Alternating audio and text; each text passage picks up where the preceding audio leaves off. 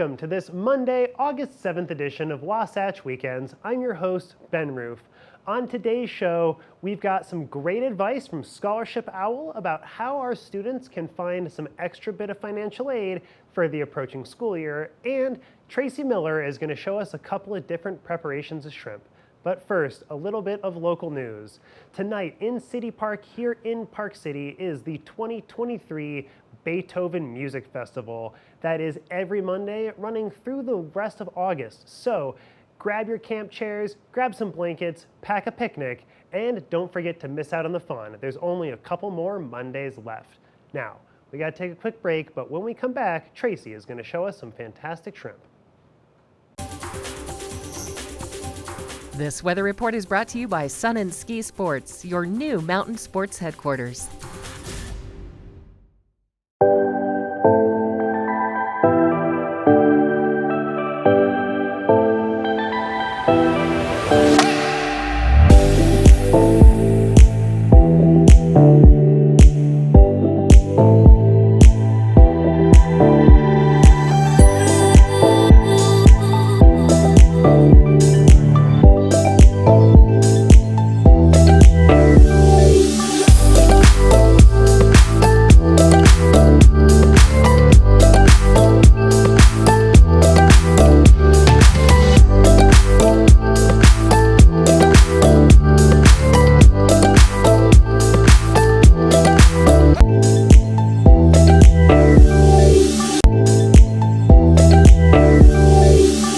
Welcome back to Wasatch Weekends. Tracy Miller of Colorful Cooking has got two different amazing shrimp salad recipes for us that she's going to teach us to make right now.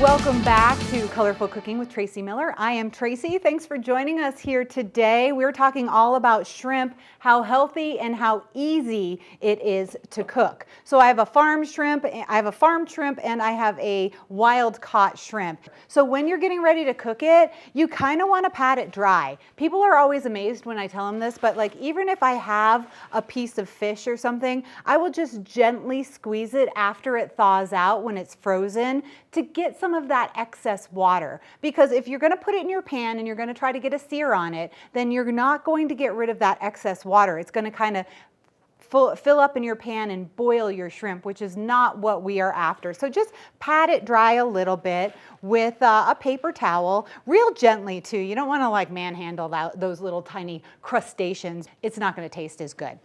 So real easy to peel. You just pull the tail off, flip it over, take the legs, and they should come off nice and easy. When you're working with the farmed fish, a lot of times they just have the tails on there, so you just pull those off really quickly. So season it generously with salt and pepper, and then a nice little ingredient that you can put on there, just a tiny, tiny bit of sugar. Why do we do that? It's just going to bring out the natural sweetness of the shrimp. And when we put it in the pan, it's going to help to caramelize a little. And literally, shrimp take about 5 minutes to cook. These are already pink shrimp, so we're not going to see them change a color, but a lot of times when they're a grayish color when they start, they just turn pink right away. So here we are. We're going to have those cook. I do have my salad started. This salad has cucumbers, sliced cucumbers, and peaches. If it's a really fresh peach, all you do is take a cut and go right around that. This is called the stone fruit. The seed is in the middle, and you should be able to turn it and open it up like that. That is the easiest way and the nicest way to open up a fresh peach. A lot of times the juice will be squeezing all over you, but not today because, like I said, it's not quite as ripe as it should be. All right, we're just going to slice these up really thin. Can you hear that shrimp cooking? It smells good already. Just a little bit of simple seasoning. I have my cucumbers, so I'm just going to put my peaches down. And as the shrimp are starting to cook, you'll see that their tails are turning a little bit, and then you just want to flip them over. This is literally going to take about 1 more minute. And the key to cooking any seafood and shrimp is don't overcook it. So right about this point, I'm actually just going to turn the heat off and let them cook that side right now real easily. So turn the heat off. They're already kind of firm to the touch. They've got a little caramelization. They're looking good. And now let's make a vinaigrette. We're gonna go a little bit of olive oil, equal parts olive oil, orange juice. Orange juice is one of my favorite ingredients when I am making vinaigrettes because it's low in calorie. It gives it that nice flavor, and you know, it's juicy and has that citrus. So you can use that quite often. All right, we're gonna do a little bit of cinnamon. I'm actually gonna get this one out right now because I need a spoon for cinnamon, because if you overdo it, you're gonna be in trouble. So we're gonna use about a teaspoon of cinnamon and almost a teaspoon of cumin. We're gonna go a little bit less on the cumin because it's so strong. We're gonna do those two right in there. And when you're working with dried herbs like this, you really want to let them sit in the juices for a little bit. So you wanna make this and then let it sit. Not for a long time, but you do wanna let it sit for a little bit. See, now shake it up. Okay, it's an interesting color. And that cinnamon is gonna be dry right now. So the longer we let it sit right here, and I don't mean like days or anything like that. I mean, you can just let it sit for like a half hour or so. The longer we let it sit, the better it's going to taste. So let me get this out of the way and bring our salad in. The shrimp is looking good. I am going to plate this up and put our vinaigrette on. When we come back, we'll show you the finished product here, and then we'll get going with our farmed shrimp and make a delicious creamy shrimp salad. We'll be right back.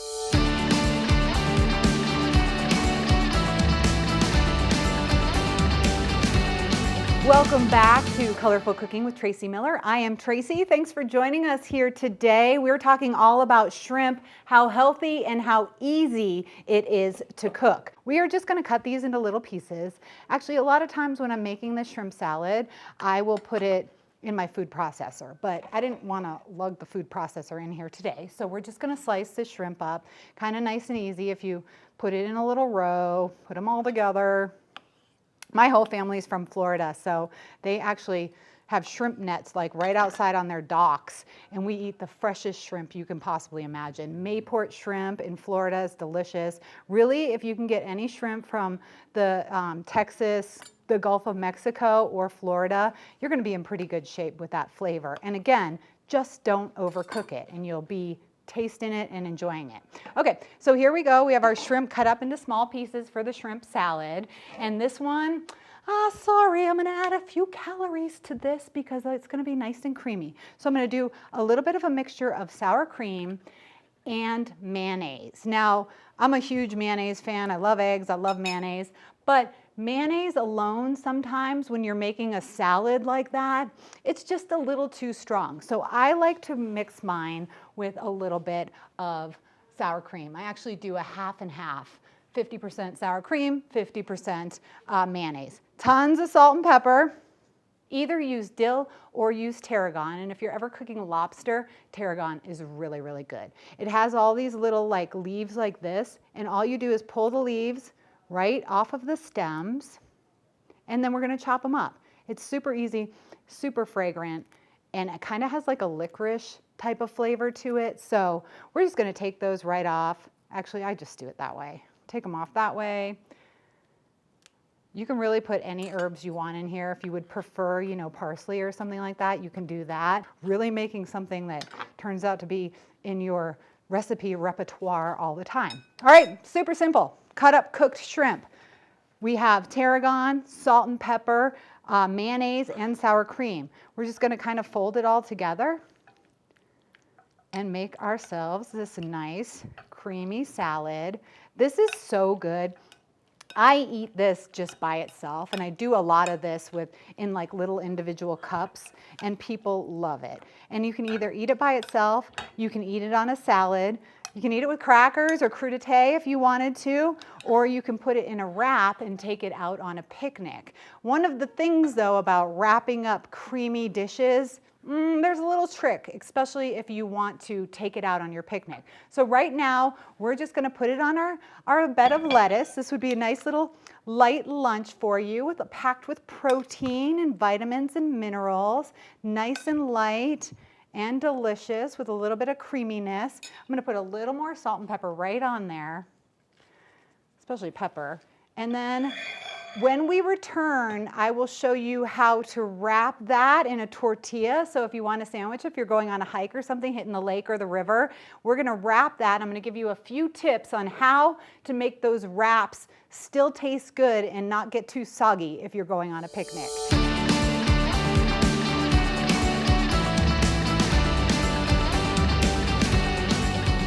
Welcome back to Colorful Cooking. I'm Tracy Miller. Thanks for joining us here today. We are talking about shrimp, and we just made a shrimp salad with a creamy mayonnaise sour cream base, and we used tarragon today, which is actually delicious. I was crying a little bit because I didn't have the dill that I usually like to use with my shrimp salad. Have to compromise when you're using fresh ingredients, and that tarragon, it tastes really good. So start with some lettuce, and make sure your lettuce is dry. Like I've been telling you, kind of all day here, is dry things off, because all of that moisture is going to make your wrap mushy, and it's going to make your shrimp boil when you're putting it in the pan. So I have the shrimp salad here. I'm just going to put that down right on top, and I'm going to take a little bit of the mayonnaise base and kind of make like a little bit of glue to seal it closed.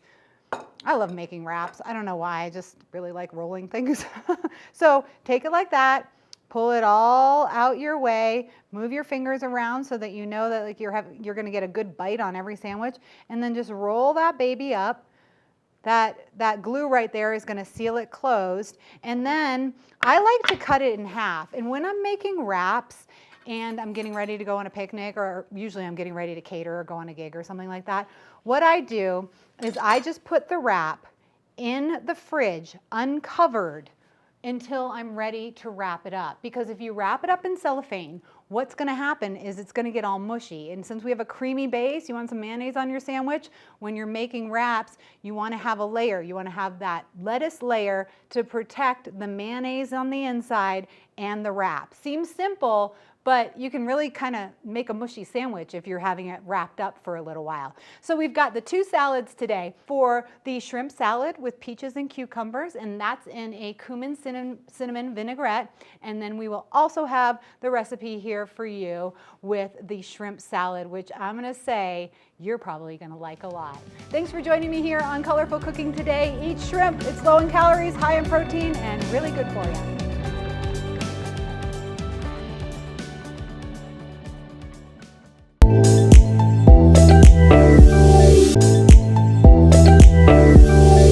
Welcome back to the show. As we're starting to get into summer, students are starting to prepare for college. And one of the most important things for college is figuring out how to fund our college experiences. And we're now joined by Jennifer Finetti of Scholarship Owl, who is an expert in this space to help us kind of experience or explore scholarship opportunities. Welcome to the show. Thank you. So tell us a little bit about how the scholarship and the college funding environment looks like right now. It's been a little while since I applied myself. Absolutely. So, students should always submit the FAFSA in October of every year, because you need that to apply for federal and state grants. But you can also apply for scholarships. I strongly recommend that students apply for scholarships from the universities they're applying from, scholarships that are local in their own community, and also scholarships from private organizations like what we have on the Scholarship Owl platform. Awesome. Could you tell us a little bit about the differences between those different kind of categories with the scholarships? I know can be some huge differences between federal and state aid and some of the private offers that are out there. For sure. So, federal and state grant aid would be money you do not have to repay. And of course, if you take out student loans, that would be money you do have to repay. Scholarships are also funds you do not have to repay. So we really encourage students to focus, first of all, on federal and state grants, and secondly, on scholarships, because the last thing you want to do is graduate college with the burden of debt. Universities that you apply for, they offer lots and lots of scholarships. Many times they're offering them as recruitment enticements. So that's one of the differences between a university scholarship and a private external scholarship. So for example, you could apply to a private university and you might be offered a scholarship of, let's say, $10,000 a year for all 4 years, which is amazing. But if that college normally charges $50,000 a year for you to attend, all included with tuition and room and board, then getting a discount of $10,000 sounds really nice, except that you still owe $40,000, right, per year. So it's really important that you understand, what the total cost of attendance will be minus whatever grant aid you're going to get, as well as minus whatever scholarships you're going to get, so that you can determine your total out-of-pocket cost. When you go to a public university, they may not offer quite as many large scholarships, but the total cost of attendance will be less. So it's important that you evaluate, when you're applying to college, is this a private school? Is this an out-of-state school, which tends to also cost more? Or is it a public in-state university? And then compare that to your total financial aid and scholarship offer to determine which one is going to be most affordable for you. That totally makes a lot of sense to me. It parallels my own experience when I was applying for colleges. I went to college in Colorado and was looking between CU Boulder and the University of Denver. Despite being half the cost at CU Boulder, the University of Denver offered me almost $50,000 in scholarship opportunities, which ended up making it way the cheaper option. That's awesome. Let me ask you this. I know when I was applying, there were tons of scholarship offers from nonprofits, businesses, from all sorts of parts of the community. And one of the things that always stuck with me is the Barbie Scholarship. My freshman year of college, the Barbie Scholarship went to a man because he was the only person who applied. So wow. Tell me a little bit about how Scholarship Owl can help students look for some of those more obscure and more unique scholarship opportunities. We've got so many scholarships on our platform throughout the whole year. One of the mistakes that students make is they apply for scholarships maybe only during a month or two of the school year. But right now this summer, it's a fabulous time to apply for scholarships. At any given time, we usually have about $800,000 or more in available scholarships. So I really encourage students to apply to scholarships year round. One of the things that makes us different is that rather than Googling for scholarships, which is what so many people do, and it can be really frustrating and overwhelming, is that we've got the scholarships right in our platform, making it really easy for students. We're also AI powered. And so, the more you use our platform to apply for scholarships, the more relevant your matches are going to be. We have lots of special tools that you won't find anywhere else. Like, for example, you can see how many other members of Scholarship Owl applied for each scholarship, so that you can look at it and focus on low competition scholarships. We also have credibility scores to make sure you're applying for scholarships that are really worth your time and effort. So there's a lot of really great things within our platform that make it not only faster and easier to apply for scholarships, but that also boost your chances of actually winning those scholarships. Fantastic. So tell me a little bit about the tools that Scholarship Owl offers to help assist with some of those AI-powered tools. Like, is it anything like how some of those online job applications kind of help autofill some of the more common parts of these forms?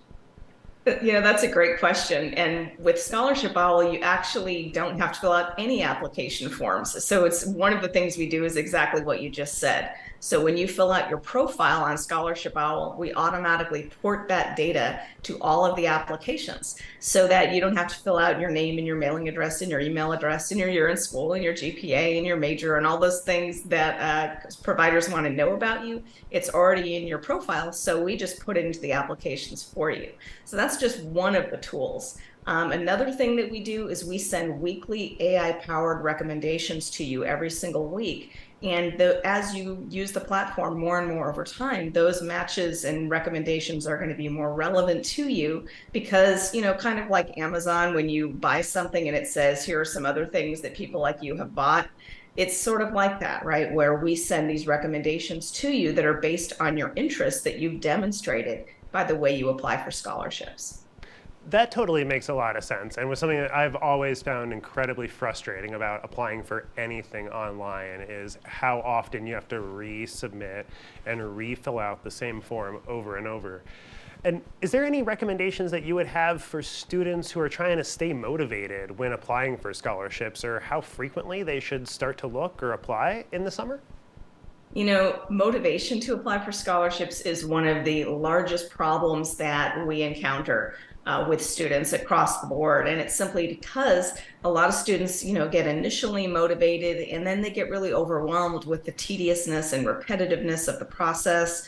maybe they don't like applying for essay scholarships, and so many scholarships require an essay, for example. But on our platform, there are lots of scholarships that don't require an essay at all. We do, of course, still have essay scholarships, but we have scholarships where you can apply with a social media link, or you can upload a video or do some kind of artwork if you're an artist. So there's all different kinds of scholarships that help students stay motivated. We also try to have conversations with providers that we work with and encourage them to have the kinds of scholarships that will interest students today. And I think that makes a big difference as well, because, a lot of providers just assume, for example, that you should have an essay because that's what happened when they were applying to college 20, 30 years ago. And now they're in positions to offer scholarships. And so they assume you need to do that. But today's students are different. They're really media savvy. And, so we really try to cater to them with the kinds of scholarships that will appeal to them. And that does help improve motivation. That's absolutely fantastic. Jennifer, thank you so much for all of this wonderful advice. And before I let you go, do you have one last tip for us? The most important thing I would say is to not give up. Persistence is really key when it comes to scholarships. And parents can really help with that, really help urge your kids to keep going. And, you can apply for a few scholarships and you sometimes have to wait a few months to find out if you won. Just because you're waiting doesn't mean you should just sit and wait. You should keep on going, keep applying, and really aim for trying to apply to about 3 scholarships per week, if at all possible, year round. And that's really going to increase your odds of winning. Fantastic. Jennifer Finetti of Scholarship Owl, thank you so much for joining us today, and have a great rest of your afternoon. Thank you. Well, that's all the time we have for right now. Don't forget to check out these messages and then join us for more right after this.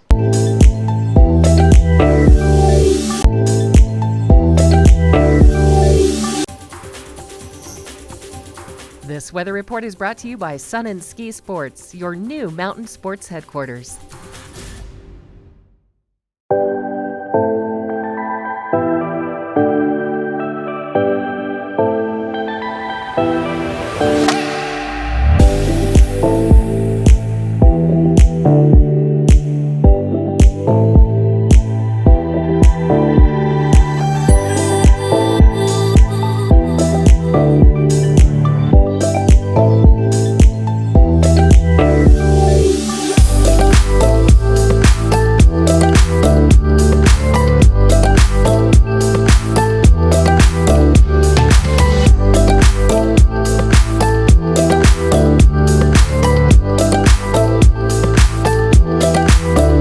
Well, that's it for this Monday edition of Wasatch Weekends. Don't forget to catch any of our past episodes on parkcity.tv or right here on Park City TV. I'm your host, Ben Roof, and I can't wait to catch you next Friday for another edition of Wasatch Weekends.